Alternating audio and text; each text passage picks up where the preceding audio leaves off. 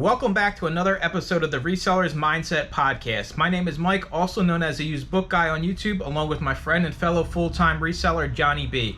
We help people start and grow their reselling businesses from the ground up.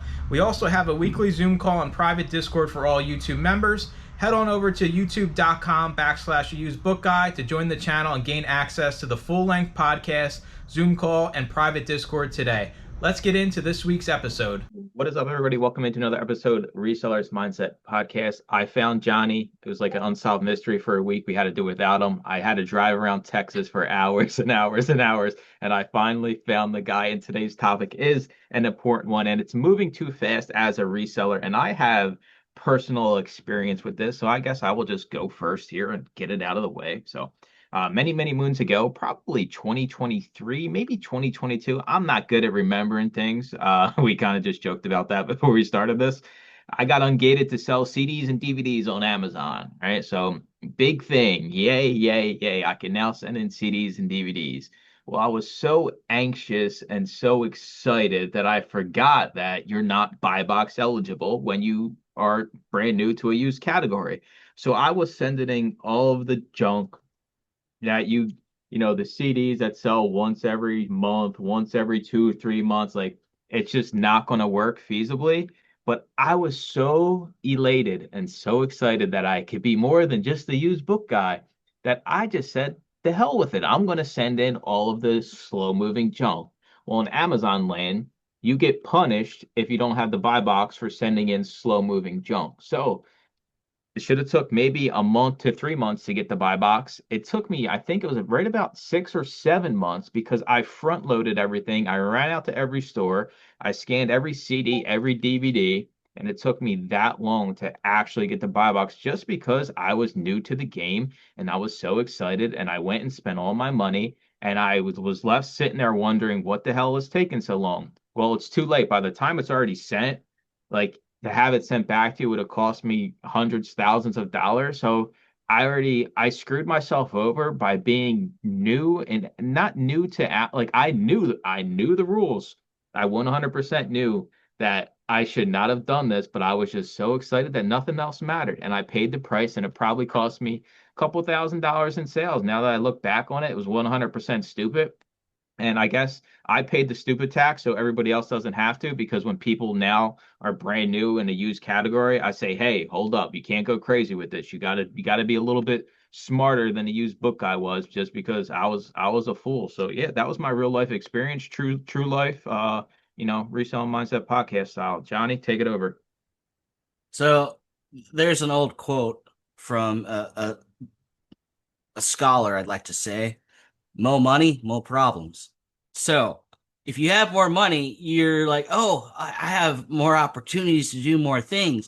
And it's really tempting to blow your backstock of money on either more inventory. Hey, maybe I'll get a smallish warehouse thing that I'll cobble together. Now I got rent overhead. Or maybe I will hire an employee. I got enough to pay him for a week. And you inherit these problems with excess cash if you decide to grow too quickly, I'd say, or move too fast. And it's a downfall spiral because you'll fail and then you try to figure out how to prevent yourself from failing because you can see it coming. And getting yourself out of that hole is terrible. And then I see other people that, hey, like, I got these credit cards. It's like monopoly money. I can grow my business super quick. I'll spend 2,000 in credit cards and I'll get it back in a month because my sales are great. And then something happens, or like the buy box fiasco, and then like, oh, my prediction was wrong. What do I do now? I guess I got to schedule one-on-one with Mike and Johnny. No, don't do that. I think it's so true, man, because I can't spend all the money I make on Amazon. I can't spend it cherry picking in my area, right? So like everybody else, Mike, just do bulk, just do bulk. I can go on Facebook Marketplace right now and like there's people that literally sell gaylords of media within like an hour of me, right? So like what Johnny's saying, I could go spend all of my money. But I see the problem is, Johnny, dude, they don't care what we say. They don't care what nobody says because they're going to do it the right way. And their one opportunity is unlike any other that's ever existed. So it's so hard to get it through to people that like it's all right to slow down because I think all resellers want to grow so fast and always be growing and growing and growing. But I do believe 95% of them think that their situation is going to be different, even though me and Johnny have loaded the car with books, had to carry books up and down multiple flights of steps, thousands of pounds of books, and 110-degree heat. Their situation is going to be different. Even though the Weather Channel says it's going to be 110 degrees, their situation will be different. There's going to be millions and trillions of dollars to be made. And me and Johnny are like, don't you dare, don't do that. But to them, it's like, it's hard to convince somebody else, especially a reseller, when an opportunity in quotation marks is sitting right in front of them. And it seems too good to be true. How could I ever lose money? I'm just like, all right, let me know how that goes for you. We've seen it happen over the years. Yeah, and if you're up north like Tommy Boy and you got the dog sled on the way to the estate sale, trying to load that thing up, um, jokes aside, I mean, it's an inherent problem because it, if you buy the truckload of books for the first time just because you have the cash flow to do so, it you don't account for all the labor that's involved in there or the space, or you're like, I'll deal with the space if I need to, and then you need to because you overbought or you miscalculated or something. And now you're paying rent on at least a storage unit. I mean, you've created temporary problems with yourself, but that the key word in there is problems. Um, and we're not saying don't ever do these things, but you have to be prepared and don't blow your entire reseller savings on experimenting and growing and stuff of that nature. Um, and it's hard because what we do, it has a bigger rate of return than the stock market. And it's hard not to just go full hog on, let's see how fast I can compound my money by buying as much product as humanly possible and working a ridiculously amount of hours until I fall over dead. Um, it's hard not to do that. Like Mike said, if the opportunity is right in front of you, why not? Well, the answer is you're not ready. You need to grow into that. I think you honestly do. I think the only way people learn this lesson is by doing it and absolutely wasting 3 weeks of their life trying to Uh-huh. trying to get through it because we see it, right? We see it in the Discord, like people post and they're like, look at all this stuff I just got. And like I know like that person's so excited. I'm excited for them. And I think to myself, don't Glad come to it's my not house. me. Don't back that truck up to my house because there is no shot you can pay me to unload them damn books and get, 5 to 10% that are good for Amazon. Like I've been there, but I guess you got to experience and here I'm the person now. I am a little bit more weary. Like if somebody says, "Hey, here's like Deb does it all the time," like that's probably not a good deal, or you'll tell me, "Hey, I probably wouldn't buy that stuff," or "Hey, buy that stuff." I do listen more than I used to, but even still, every once in a while, Johnny, I'll come across that Facebook Marketplace list, and I'm like, "What could go wrong?" All right, there's no way I lose money. You won't lose money in like if you just go like penny for penny. You never lose money in reselling penny for penny. But how much damn time and how much work is going into this when if you just went and ran your route, went to your thrift stores, went to your libraries, you'd be way better off. But it's Instead of just getting, I don't know, $50 an hour, you're now down to $4 an hour just because of all the manual work. And yeah, those photos, man, I see them. I'm like, yeah, those are the before photos. Where's the after photos where that truck is empty and that person is drinking a Gatorade, sweat dripping down their brow, and they got the Rocky bandana on, and they just look like they've been through it. Where are those photos? We never see those. We just see the look how much stuff is in the truck or car or U-Haul or whatever. it's it's media, right? I try to get this through to everybody. This stuff is everywhere. Nobody else is going to buy this stuff off Facebook Marketplace. You can offer next to nothing for it. It will sit there forever. I've seen it happen. I've made some good deals because of it. And I think just because you have the capital, I try to tell this because a lot of people grow pretty quick. And all of a sudden, they go from making $1,000 a month to $5,000 a month. And I try to tell people, be strategic with your money. Just because you got more coming in, just because I made more money than I ever have in my Amazon career this year, it's not like I'm out just throwing money around, right? You still have to be smart with your money, and there's always going to be another opportunity. This isn't going to be the only time somebody has a house full of books. This isn't going to be the only time somebody's selling a Gaylord of DVDs or CDs. When the time comes and maybe you can't get it from your sources, maybe you try the route. But I think another thing is there's no like people don't do test buys, right? People are just like, just give me it all, right? It's not like, hey, can I come over and take a look at it? They're just like, what's up, Amazon sellers? We wanted to take a second to talk about GoToLister, the software me and Johnny both use to list and manage our inventory and grow our businesses. With the fastest listing speeds out there and built-in profit analytics, it's a no-brainer. Easily and quickly have items available for sale using 2D barcodes and get more for your items with its built-in smart pricing. Make sure to check out the 30-day free trial at gotolister.com/Mike or using the link in the description below. Here's the money. I'll deal with it, right? It's never like, I'll take one Gaylord. It's like, well, you got five of them. I guess I got to take all five. It's like, you've never even done a single one. It's your wallet. You're the one in control, not them. And it's not even our business of reselling that this is an issue. And we see it happening in sports and movies. People get a lot of money and they don't know how to handle it and they blow it all. I mean, like MC Hammer, Nick Cage. I love me some Nick Cage, but damn, does he not know how to hold on to a dollar?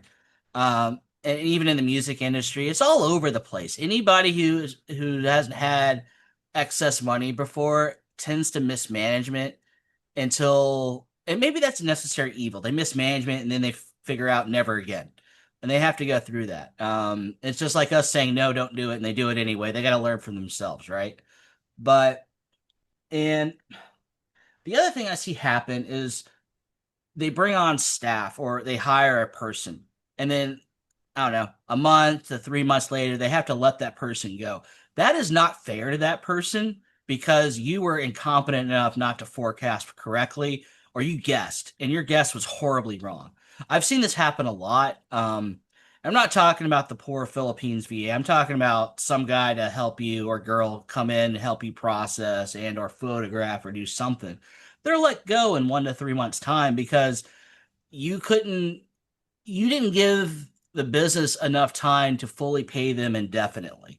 And you're kind of trying to rush it into profitability to pay for them. You got a little bit of money, it's a buffer, but when that buffer runs out, it's like you were them and it's always them that gets cut. That's unfair, unfortunately. Yeah, I think you're right too, because I think a lot of people are so quick to get an employee, and I think it could be very beneficial to businesses if you have it laid out. But I feel like the percent of people that have it laid out versus the percent that don't in the reselling space is like 10 to 90, and 10% being the people that actually have things calculated. Because I'll tell you what, most people, if you dropped an employee off of their door today that said they needed an employee, they would say, "Oh yeah, you can go over there and you can work on this." And it's like, what the hell? These people have a lot of these people, even if they were resellers before, they don't know your expectations. Do you have SOPs, what you expect from them, when they're going to work, how often they're going to work, whatever. Like resellers are the most lackluster, sit back business owner operators ever, and they don't understand that there needs to be processes in place. I mean, you've been through the ropes when it comes to employees before, and Mhm. I know for a fact you have everything laid out. The people just don't show up, and then you're like, well, let's see what we're going to do today, and you sit there for 30 minutes and try to figure out where you're going to send that employee to go work. Yeah, you can't have them just twiddling thumbs because you're just burning money at that point. Um, and also burning their time. So we said when not to do it, but when should you do it? When should you do it? It's probably you got at least 6 months of them working 40 hours a week in the bank. And even if you bring them on part time, so that's a year essentially. I would say that's a good starting point, but you got to make sure you can continually bankroll on top of that 6 months. It can't just be 6 months and then we'll think about paying them again once that 6 months is up. No, you got to keep funneling it in so they can continue to work. But I would say a 6 month head start is a good starting point. You could do it with less, but I'm being conservative in my number here, and let's go for conservative because we want to keep Mr. Billy or Miss Sally employed. I think it works. The the idea that tracking your employee, tracking your extra income, because if you bring somebody on, right, you should be making extra money, is important. It's the same if you're just buying the product, right? So you have two aspects: get an employee quick or buying too much product quick. You should track both of these because if you're going to continue to buy more, you should be able to say, hey, I'm making X amount of dollars per hour. Here's how much more inventory I'm listing, selling, sending to Amazon, listing on eBay. It's the same with the employee. How much more revenue, how many more listings am I doing now that I have an employee? How much more money am I making now that I have an employee? I forget what the rule is. I know I'm bad, but I forget, like, for every one employee, you should make X amount of dollars that they're actually being paid. I don't know what it is, but I know it's more than 1x because then you're just breaking even, right? But I think I Yeah, think go ahead, go ahead. I think a lot of people just hire somebody or buy a lot of inventory and they don't track those things. Like I think like if I have an employee, we better at least be doubling what we're doing, right? So I don't care what that person makes per hour. I want to double my actual revenue coming in from the business, whether that's eBay or Amazon. If they make $20 an hour, yeah, I'll track how much I'm paying them, but my overall revenue should be doubling because theoretically we're doing double the work.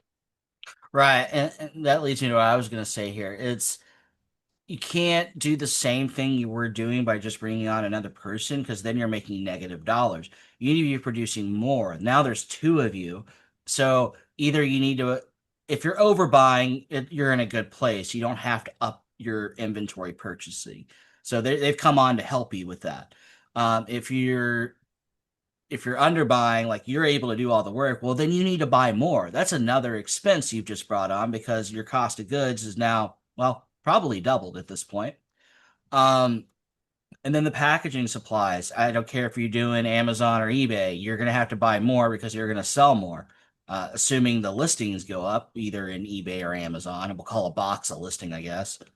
Um, and the outflow has to be more. It cannot be the same because you're just going to put yourself in a bad position, and you're now you don't have excess money now because you've given all the excess money to the employee or maintaining excess money, and you're not growing. You're maintaining, and you're kind of getting, well, I'm just going to say it, lazy. Don't be the lazy reseller. Be the efficient reseller. Use them to enhance your business, not maintain the status quo. And there's other problems that come with both hiring an employee and buying too much inventory, right? If you hire an employee, if we're doing more work, we're probably going to have to buy more inventory. You're not accounting for that. You're going from 20 listings a day to 40 listings a day, or one box a week to five boxes a week. And it also works the other side. If you're buying too much inventory, well, like Johnny said, you're going to be sending more inventory, you're going to be listing more inventory, you're going to need more packing supplies. So it's not just that initial, oh, I'm buying more inventory, or oh, I'm hiring an employee. There's like so many subcategories of expenses that you don't think about. You just see the glorious employee and hey, I can do this now. And all of a sudden you're like, well, you come into work and we got nothing to list today because my five listing that I had projected out for the next 3 months, it's all done now. Maybe this employee is a superstar and you're like, oh, maybe we can only get maybe this person I'm expecting like 10, 15 listens a day. And this person shows up and they're like, oh, I can do like 50 of these a day. And you're like, shit, I ain't got the inventory for that, right? All of a sudden you create more problems by doing either You one of got these that things. all-star overachiever employee, which you want, but you can't keep up with them, and they don't Yeah, know yeah. that. Yeah, dude, you create other problems by this, and you can't account for everything, right? Me and Johnny are not saying here every decision we've made when it comes to bulk or employees 100% was like, oh, this is guaranteed to work. There's no guarantee in this, but you can sort of forecast things out, kind of like any business that has theft, right? They call it shrink. Every business accounts for 3 to 6% shrink, just stuff that walks out the door disappears. It's the same in reselling. You're going to have these sunk cost categories where it just is what it is, but you can be like, I mean, if I was to hire an employee, dude, I would do exactly what you said, right? We have wages set aside for 6 months. How much more productivity am I going to get? Well, you really don't know that because you don't know if your employee is going to be great. Maybe you got to get rid of this person. Right. You're going to have turnover. And also, we haven't even talked about training time. You're going to be moving slower during training time. You're going to get less done during training time. But it's a necessary evil in order to, in fact, train them. I mean, you can't have efficiencies in place where it's pretty, we'll call it stupid proof, but it's their first time with it. And if they've never been a reseller before, they have no idea what's going on. They're going to ask you questions, unnecessary questions, but they're curious. And it is okay and it is fair to answer those questions because they're there. They have no idea what's going on. They're like lost in the swarm of wow, this is reselling life. What's that over there? What's this over there? What's this do? Can I press the red button, Johnny? Yes, I do it. do I do think though, I think one thing that is true is if you're a newer reseller and you get one of these crazy big opportunities to buy a bunch of stuff, I think you do get through it quicker and more efficiently because it's like your first time, right? You're motivated. Like I just think about we got a guy in the group, Sigil. He's like a musician and his first like bulk buy was like 14,000 CDs. And like 95% of people would have just folded up and been like, yeah, this is way too much. But I think because he was a musician and it was like his first big pickup, he was just like, I love this shit, right? But that's a percent of a percent, like we've been talking about. When we've been doing this long enough, it's hard to convince me and Johnny to come to the basement and just take all your books blindly, right? Like you gotta be we're a tough sell when it comes to you just throwing a bunch of work at us and us just being like, yay, let's do it, right? Because we have the relationships, we have the inventory already, so we take away from what we are doing now that produces income. And it's always fun to roll the dice. That's why we resell. That's why Storage Wars was like one of the biggest shows ever because I'm going to roll up the door, Johnny. It's cool for YouTube, but most of you ain't doing damn YouTube, so don't. And even then, don't waste your time. In one hiring phase I did way back when, it wasn't that long ago, it was 2 years ago. Um, it's what I call bullpen hiring. This is a thing where you hire a bunch of people and you only plan to keep a small percentage of them. In my case, it was one. I hired four people at once, and I was looking for the best person for that was going to fulfill everything that I do in my business. I was looking for who can I mold to be my clone. You know what? On paper, it was this other guy. He didn't make it. He was really good in certain aspects, but he wasn't good in all aspects. And you know what? He complained a hell of a lot. But on paper, he had the most experience.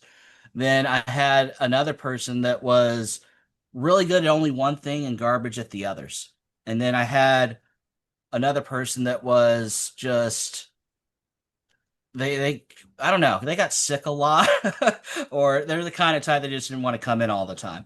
And then the one person who I considered the weakest link at the top of my list ended up being the one I kept because she would always hustle. She would ask questions. She would get better. I only have to really give her instructions once and refine her over time. But she was the youngest one. This was her first job, technically, quote unquote, job at the time. And she she was the best of the best, even though on paper she was the worst of the worst. But I wouldn't have known that unless I did what I did. That's the thing with turnover.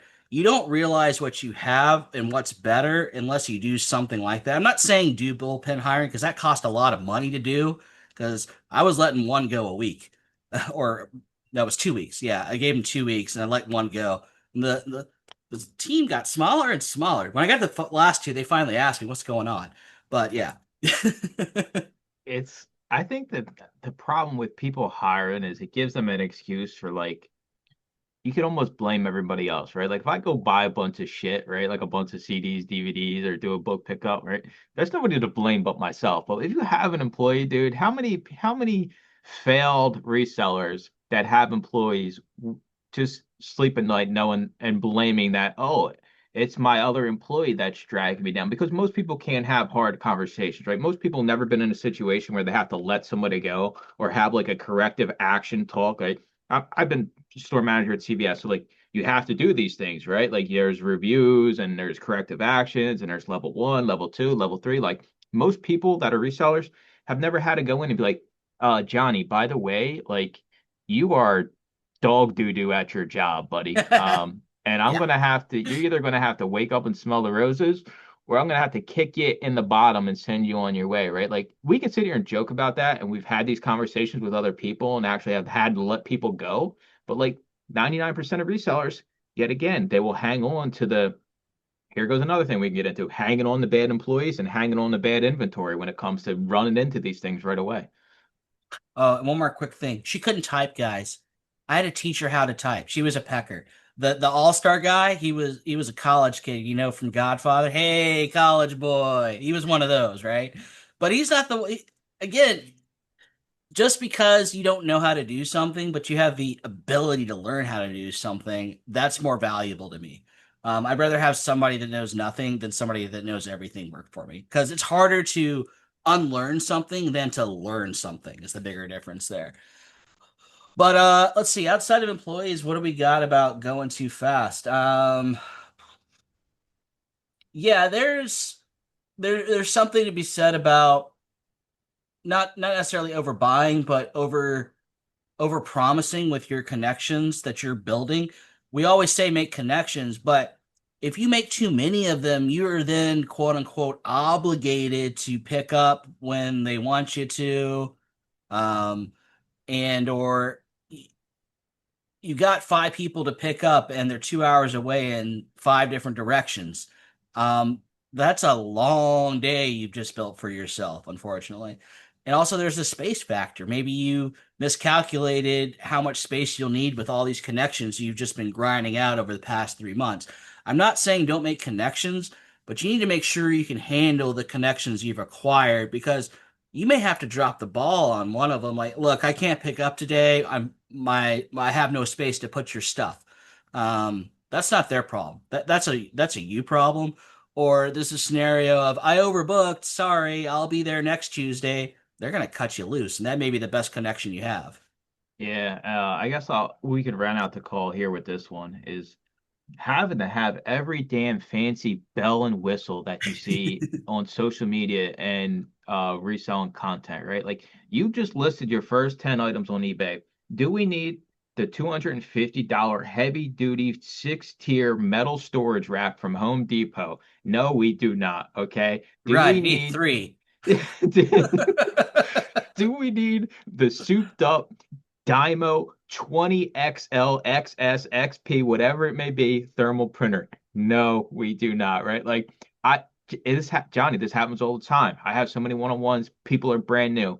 I tell them, start out as cheap as you can. We don't need to put all the money into something until we can figure out, does this business model work? Do I enjoy doing this? Do I have enough of it around me to sustain this business model? I can't tell you how many people have literally went out and they've had more expensive stuff than I do, and they've never sold a damn thing on Amazon. I'm sitting here like, you guys are crazy, right? I'm like, I've seen that so many times. Like, are we on the prices right? Am I supposed to like pick out how much you spent per item there? That's a table full of money. Um, and how have you sit in your first box? Nope, but I'm ready. I'm like, no, you're not. it's, dude, I don't know, it's like kind of like HGTV, like compare your stuff to stuff. And I'm here to tell you, none of that means We're not even anything. talking warehouse life. We're talking they brought themselves a dedicated work computer, brand new. It's probably like 2 grand. You got the Dymo printer. There's hundreds and hundreds of dollars there. And then I don't know, a year's supply of rolls that Yep. you didn't send in one box. Yep.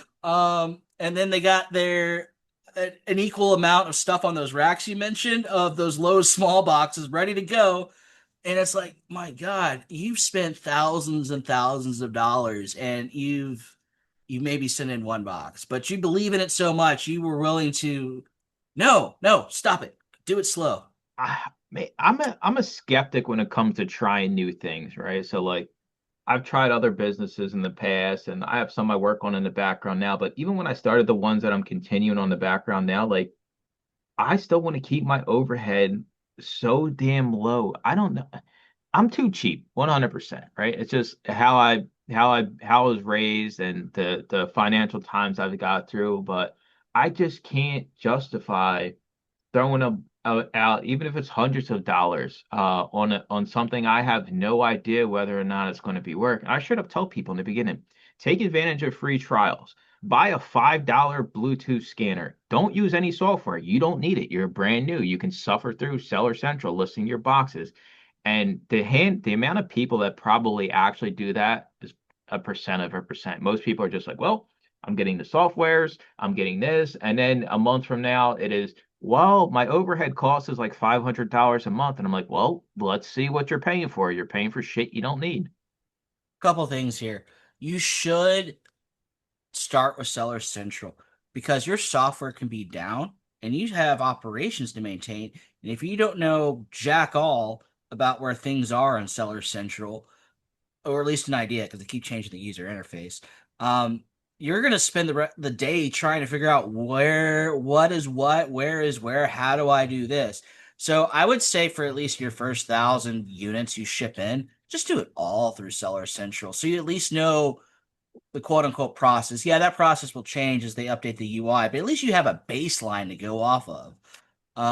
The other thing is it's a it's a tightrope or a seesaw balancing act of low cost, no cost of, well, I'm holding myself back by not upgrading this thing here. And I have the funds to do so, and it's not going to hurt me to maybe upgrade to a thermal printer instead of like the Brother printer. Yeah. Or maybe I can get a faster listing software now. I'm at that stage. Um, though you can do all these things without what I just mentioned, without these upgrades, it is a performance enhancement that gives you your time back to then go make more money with, and or quality of life free time if that's your angle. So, but knowing when to do that, knowing when you should do that, whether it's affordability or you're at that stage where you're holding yourself back, you're hindering yourself, identifying that from you yourself, it's hard. Maybe you need to ask somebody, like, and I don't know, ask Mike. Mike, like, yeah, it's time. Spend the money. You're good to spend the money. Or we're like, no, you just started. It's not time to spend the money. I thought it would never exist in eBay land, but it does now because how many brand new eBay sellers just use the listing software, right? I feel bad for those people. I'm just saying, dude, I never thought it would exist. Like I always thought eBay would be you have to list your shit yourself. And now they have the software, which is comparable to the listing softwares on Amazon. And there's people out there that will never actually go in and wait, Johnny, do I move up in the I got a eBay selling tier question, right? Like I used to be down in the dumps, right? Like lowest level, right? Like I'm grade F.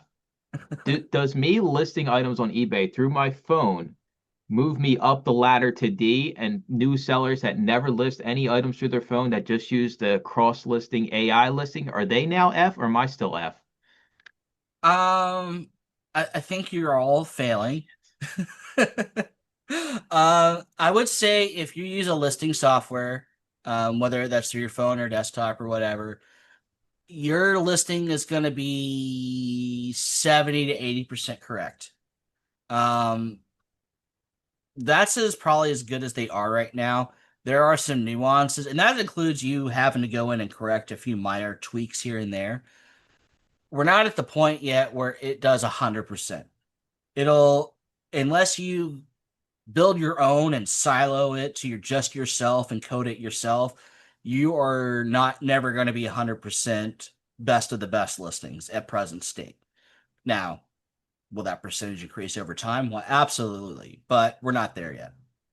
All right, I tried. I'm still an F student on eBay, and I guess I'm until something else stupid comes along that everybody's using, I'm stuck here in It's the my job to crush your dreams, Mike. It's my job.